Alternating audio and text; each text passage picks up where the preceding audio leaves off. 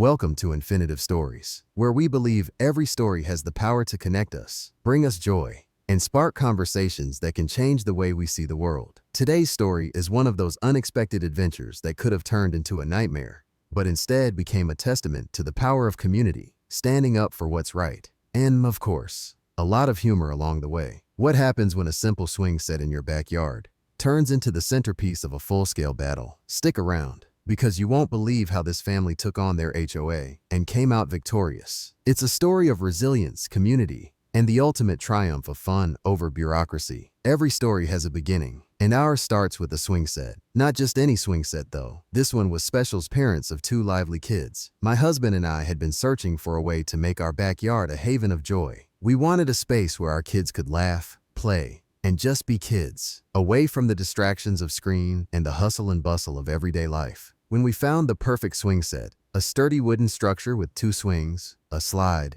and a small climbing wall, it felt like a dream come true. The kids' eyes lit up the moment they saw the pictures, and we could already envision the countless afternoons they'd spend swinging back and forth, their laughter echoing through the neighborhood. But as the saying goes, nothing worth having comes easy. We didn't expect that this seemingly innocent addition to our backyard would become the center of a heated dispute with our homeowners association, HOA. It all started when we submitted the required paperwork to notify the HOA of our plans. We were under the impression it would be a simple formality. After all, we'd seen plenty of other homes with swing sets or similar backyard setups. What could possibly go wrong? Within a week, we received a formal letter from the HOA, a cold, bureaucratic piece of paper that informed us our swing set violated the community's rules. The letter cited vague clauses about unapproved structures and disruptions to the aesthetic harmony of the neighborhood. It seemed absurd. We were just trying to give our kids a place to play. Was that so offensive? At first, we tried to approach the situation with optimism. Surely, there must be some kind of misunderstanding. We reviewed the HOA's rulebook from cover to cover, but the guidelines were so ambiguous it was hard to tell what was actually prohibited. Frustrated but determined,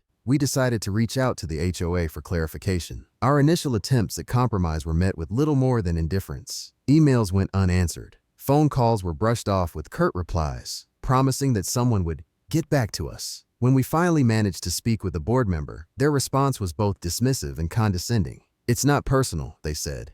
"We just have to maintain the standards of the community." But it felt personal, especially when we noticed that other families in the neighborhood had play structures and similar backyard setups. What made our swing set so different? The board's vague answers left us with more questions than solutions. Was it because our yard bordered a common area? Was someone on the board just being difficult? We didn't know. As the weeks went on, the situation escalated. We received a second letter, this time threatening fines if we proceeded with installing the swing set without approval. It felt like a slap in the face. Here we were, trying to do something positive for our family, and instead, we were being treated like criminals. The kids, oblivious to the growing tension, kept asking when their swing set would arrive. Every time we had to tell them it would be delayed, their disappointment was heartbreaking. My husband and I would lie awake at night, trying to figure out our next move. Were we being unreasonable for wanting this swing set? Should we just give up and avoid the hassle? But giving up didn't sit right with us. This wasn't just about a swing set anymore. It was about standing up for our family and challenging a system that seemed designed to stifle joy. If we didn't fight back, what kind of message would that send to our kids? That it's okay to let others dictate what's best for you, even when it doesn't make sense? No, we couldn't accept that. So, we decided to fight. We didn't know exactly how we'd do it yet, but one thing was clear. We weren't going to let the HOA's arbitrary rules rob our kids of their chance to play, laugh,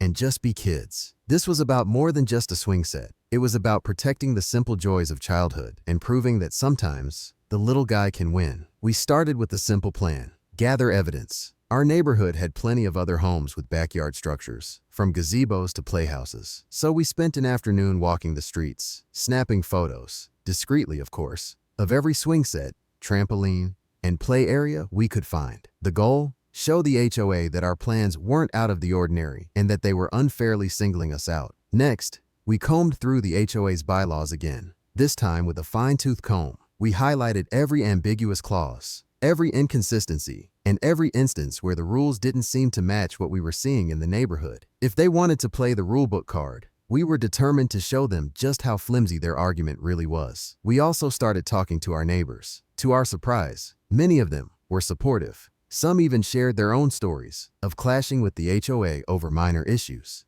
One neighbor, who had lived in the community for over a decade, told us, "The board likes to flex its muscles, but they're not used to people pushing back. If you stick to your guns, they'll have a hard time justifying their position." That conversation gave us hope. Still, it was hard not to feel overwhelmed. The more we learned about the HOA's rules and processes, the more complicated it all seemed. It was like navigating a maze where the walls kept shifting. But no matter how daunting it felt, we were determined to see this through, not just for our kids, but for everyone in the community who'd ever felt powerless against an unjust system. The kids, of course, were blissfully unaware of the drama unfolding behind the scenes. To them, the swing set was still just a promise, a magical addition to their world that couldn't come soon enough. Every time they asked, "When is it coming, Mom?" my heart would ache a little. But their excitement also fueled our determination. This wasn't just about standing up to the HOA. It was about keeping a promise to our children. And so, with evidence in hand and a growing sense of purpose, we prepared for what we knew would be an uphill battle. We didn't have all the answers, but we had something even more important: the will to fight for what mattered. Little did we know, this was just the beginning of a journey that would test our patience, our resilience, and even our sense of humor. When you're up against a seemingly immovable force, the only option is to push back with everything you've got. For us, this wasn't just about a swing set anymore. It was about proving that even a small family could stand up to an overly rigid system. And so, the fight began. The first step in any battle is knowing your opponent. And for us, that meant diving headfirst into the HOA's bylaws. I won't lie, reading those documents felt like trudging through a swamp of legal jargon. But somewhere in the dense text, we found our lifeline. The rules specifically mentioned permanent structures over 6 feet tall, but they didn't clearly define what made a structure permanent. Was the swing set permanent if it could be disassembled? What about the trampoline 2 doors down that had been sitting in a backyard for years? The more we read, the more inconsistencies we found. This wasn't about outright defiance. It was about interpretation. If the rules weren't clear, didn't that mean there was room for flexibility? That thought became the foundation of our argument. Once we had a plan, the next step was to gather support. We knew that one family alone might not have the influence to sway the HOA, but what about a united community? At first, I was hesitant. Who would want to get involved in someone else's battle with the HOA? But the moment we started talking to our neighbors, I realized just how many people had their own frustrations with the board. One neighbor told us about the time they were fined for having a garden trellis that was too ornate. Another shared how they'd been denied approval for a backyard gazebo. It was clear we weren't alone. We decided to create a petition. The wording was simple but powerful. We, the undersigned, support the installation of the swing set family swing set and encourage the HOA board to reconsider their decision. We went door to door, explaining our story and asking for signatures. To our surprise, most people were not only willing to sign, but eager to help. Some neighbors even offered to write letters of support or attend the next HOA meeting with us. It wasn't just about the swing set anymore. It was about standing up for fairness and pushing back against overly strict rules that stifled the community's spirit. While the petition gained momentum, we focused on building a strong, evidence-based case. We took photos of other backyards in the neighborhood that had similar play structures, trampolines, or basketball hoops. If those were allowed, we argued, then our swing set shouldn't be an issue either. We also researched the benefits of outdoor play for children, compiling statistics and expert opinions to support our argument. Did you know that kids who spend time on outdoor play equipment are healthier, happier, and perform better in school? We didn't either, until we started digging. As much as we wanted to fight this battle on our own, we realized we needed some professional guidance. A neighbor recommended a local attorney who specialized in HOA disputes. During our consultation, the attorney confirmed what we had suspected. The rules were vague enough to be challenged. They helped us draft a formal appeal letter to the HOA. The letter wasn't just a plea. It was a detailed argument that outlined the inconsistencies in the bylaws, highlighted the community support we had gathered, and emphasized the positive impact the swing set would have on the neighborhood. The day of the HOA meeting felt like a high-stakes courtroom drama. The small conference room was packed with people, board members, neighbors who had come to support us, and even a few curious onlookers. When it was our turn to speak, I felt a lump in my throat, but then I looked out at the faces of our supporters, and my nerves melted away. I started by sharing our family's story, the joy the swing set would bring, the memories we hoped to create, and the sadness our kids felt when they heard it might not happen. I kept my tone respectful but firm, making it clear that we weren't asking for special treatment, just fairness. Then we presented our evidence. My husband handled the technical aspects, pointing out the vague language in the bylaws, and showing photos of other structures in the neighborhood. We passed out copies of our petition and read a few of the heartfelt letters from our neighbors. Finally, we played our trump card, the research on the benefits of outdoor play. I could see a few board members nodding as we spoke. Maybe, just maybe, we were getting through to them. When we finished, the room erupted in applause. It was a moment of relief and validation. But we knew the fight wasn't over yet. The board thanked us for our presentation and said they would take everything under advisement. As we left the meeting that night, we felt a mix of emotions: hope, anxiety, determination. It was all there. The ball was now in the HOA's court, and all we could do was wait. After weeks of preparation, sleepless nights, and countless emotions, the day we'd been working toward finally arrived. The HOA board meeting where our appeal would be heard. There was a mixture of nervous energy and cautious optimism as we walked into the meeting room. With our community standing behind us and our case meticulously laid out, we knew we had done everything in our power. Now, it was up to the board. As we entered the HOA office, we were greeted by a sight we hadn't anticipated: a packed room. Dozens of our neighbors had shown up, filling the small space and spilling out into the hallway. Some had come to speak on our behalf, while others were simply there to support us. It was a powerful visual reminder that we weren't alone in this fight. The board members, seated in a row at the front of the room, exchanged uneasy glances as they surveyed the crowd. They were used to quiet, routine meetings with little pushback. Clearly, this was not going to be one of those nights. As the meeting began, the usual formalities felt like they dragged on forever. All I could think about was how much this moment meant to our family and perhaps to the entire neighborhood. Would they listen? Could they be convinced? Finally, it was our turn. My heart raced as I stood to address the board. I took a deep breath, glanced at my husband for reassurance, and began. "Thank you for giving us the opportunity to speak tonight," I started, my voice trembling slightly before I found my rhythm. "We're here not just to ask for an exception to the rules, but to show you why this swing set matters. To us, to our children, and to this community." I shared our story, starting with the joy our kids felt when we first told them about the swing set and the heartbreak of having to explain why they couldn't have it. I spoke about the importance of outdoor play for children and how something as simple as a swing set could create memories that last a lifetime. As I spoke, I noticed subtle shifts in the board members' expressions. One of them, a younger woman, nodded slightly when I mentioned how much time kids today spend on screens instead of playing outside. Another member leaned forward in his chair, clearly engaged. We then presented our evidence: photos of swing sets in similar neighborhoods that coexisted peacefully with HOA guidelines, research on the developmental benefits of outdoor play, letters from neighbors, including one from the retired couple, who spoke about the need for a more community-oriented neighborhood. I finished with a simple but heartfelt plea: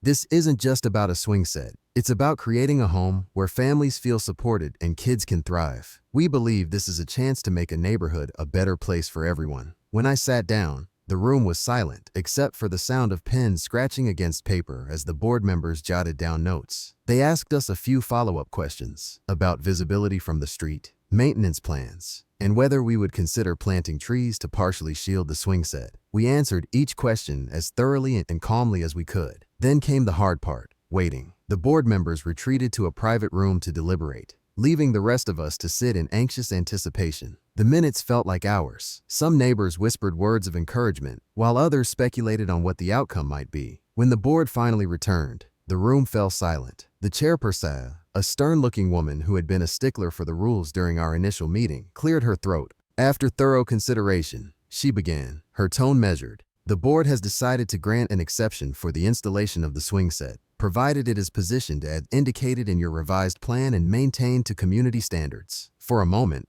I couldn't process the words. Then, the reality hit. We had won. The room erupted in applause and cheers. I felt tears welling up as I hugged my husband and glanced at our kids, who were beaming with excitement. Neighbors came up to congratulate us, patting us on the back and sharing their own relief at the board's decision. Our victory wasn't just a win for our family, it was a win for the entire community. It showed that the HOA could be challenged and that change was possible when people came together. In the days that followed, we received countless messages from neighbors thanking us for standing up and inspiring them to speak out about their own concerns. One neighbor mentioned they were finally going to appeal a rule about fencing that had been causing issues for years. Another joked, "Maybe next, we can petition for holiday lights that aren't just white." The sense of empowerment in the neighborhood was palpable. What started as a fight for a swing set had become a movement for a more inclusive and flexible community. The day the swing set was installed felt like a celebration. Friends and neighbors gathered in our backyard, bringing snacks and drinks to mark the occasion. The kids couldn't contain their excitement, jumping up and down as the workers assembled the pieces. When it was finally ready, our kids were the first to try it out, their laughter echoing through the yard as they swung higher and higher. Soon, other neighborhood kids joined in, and our backyard transformed into a hub of joy and activity. It wasn't just about the swing set anymore. It was about the sense of connection and community it had brought to our lives. This was the victory we had dreamed of. Not just a swing set for our kids, but a renewed sense of hope for what our neighborhood could be. As the dust settled from our hard-fought battle with the HOA, life in our neighborhood began to change in ways we hadn't fully anticipated. The swing set, now proudly standing in our backyard, became more than just a play structure. It was a symbol of resilience, unity, and the determination to stand up for what truly matters. Watching our kids play on the swing set for the first time was an unforgettable moment. Their laughter echoed through the yard as they climbed and swung and slid with uncontainable excitement. It was everything we had imagined, and more. For us, it wasn't just about the swing set itself. It was about the memories we were now free to create, without the looming shadow of HOA restrictions. But it wasn't just our family enjoying the victory. Our backyard quickly turned into a neighborhood hotspot. Kids who had never interacted before were suddenly fast friends, and parents started gathering for casual chats while their children played. The swing set became a catalyst for building connections that had been missing in our tightly controlled, rule-driven community. Of course, not everyone was thrilled about our victory. A few board members who had opposed the decision were visibly annoyed whenever they passed by our house. One even made a passive-aggressive comment about how the swing set didn't blend in with the neighborhood aesthetics. Despite our efforts to paint it a neutral color, we knew we couldn't please everyone. But we also knew we had the backing of our neighbors. The petition, the letters, and the overwhelming support at the meetings had proven that our community wanted a change. While some lingering tension remained, it was overshadowed by the new sense of camaraderie among residents. The ripple effects of our battle were evident in the weeks and months that followed. Neighbors who had once been hesitant to challenge the HOA began voicing their concerns more openly. A family down the street successfully lobbied to keep their vegetable garden, and another couple won their fight to install solar panels on their roof. It was as if our swing set victory had unlocked a collective courage within the community. People realized that the HOA's rules, while important for maintaining order, didn't have to be rigid to the point of stifling individuality and joy. The board, perhaps sensing this shift, started approaching disputes with a more flexible mindset. One of the most surprising changes was the renewed sense of connection among neighbors. Before the swing set, most of us had kept to ourselves, wary of stepping on the HOA's toes. But now, there was a spirit of collaboration and mutual support. Block parties became more frequent, and the neighborhood began to feel less like a collection of houses and more like a true community. Looking back, we realized that our journey had taught us more than we could have imagined. First and foremost, we learned the power of perseverance. There were moments when giving up seemed like the easiest option, but staying the course proved that determination can overcome even the most stubborn obstacles. We also learned the importance of building relationships. By involving our neighbors and rallying their support, we turned what could have been a lonely fight into a collective movement. It reminded us that community isn't just about living next to each other, it's about standing together when it matters most. Lastly, we discovered the value of knowing the rules and how to work within them. By thoroughly researching the HOA's bylaws and presenting a well-prepared case, we were able to challenge the board effectively. It was a reminder that advocating for yourself doesn't mean breaking the rules. It means understanding them and using them to your advantage. For anyone facing a similar battle with their HOA, here's our advice. Do your homework. Take the time to understand the rules and guidelines. Look for any loopholes or precedents that can support your case. Build support. Don't fight the battle alone. Talk to your neighbors, gather signatures, and show the board that your cause has widespread backing. Stay respectful. Even when tensions run high, maintain a respectful tone in all your interactions. It's easier to gain support and sympathy when you approach the issue calmly and professionally. Know when to seek help. If the situation becomes overwhelming, don't hesitate to consult a legal expert or mediator. Their guidance can make a world of difference. As we sat on our porch one evening, watching the kids play and the parents chat, we realized that this wasn't just about a swing set. It was about creating a space where families could thrive and where community values took precedence over arbitrary rules. Our victory had sparked a larger conversation about what kind of neighborhood we wanted to be, a conversation that we hoped would continue for years to come. Then came the decision we had been waiting for. As the HOA board returned to the meeting room, Their expressions betrayed nothing. My heart raced as the chairperson shuffled a stack of papers, cleared their throat, and began to speak. After reviewing all the materials presented, considering the petition and community feedback, and re-examining the bylaws, the pause that followed felt eternal.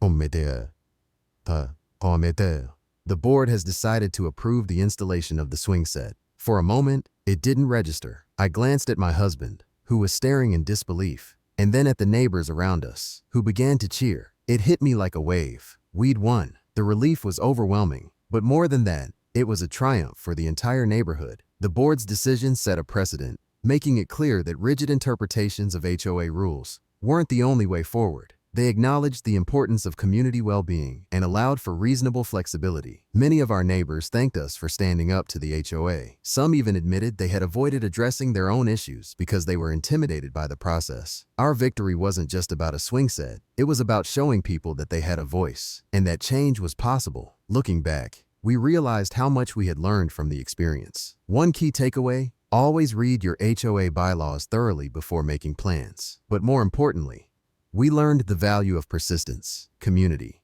and standing up for what matters most. We also learned that approaching a dispute with respect and preparation goes a long way. While it would have been easy to storm into meetings with anger and frustration, maintaining a level-headed and professional demeanor helped us earn the respect of the board and strengthen our case. The swing set was installed a week later, and it was every bit as magical as we'd imagined. Seeing our kids laugh and play, swinging high into the air with the wind in their hair, made every sleepless night and stressful meeting worth it. Our backyard transformed into a gathering spot for neighborhood kids, and the laughter that filled the air felt like a victory lap for the whole community. Sure, there were still a few grumblings from some of the board members, but we found that most of the neighborhood had warmed to the idea. In fact, several families reached out to us for advice on how to navigate their own HOA challenges. It felt like we had started a ripple effect of positive change. So, what's the takeaway from our story? If you're facing your own HOA battle, remember this: you're not alone. Build your case, rally your community, and don't be afraid to fight for what you believe in. Change doesn't happen overnight, but with persistence, it's absolutely possible. If you enjoyed this story, we'd love to hear from you. Have you ever had a similar experience with your HOA? Drop your story in the comments below. We'd love to read it. And before you go, don't forget to like, subscribe, and hit that notification bell so you never miss a new story from Infinitive Stories. Together, we can keep sharing tales that inspire, connect, and remind us of the power of community. Thank you for watching, and we'll see you in the next story.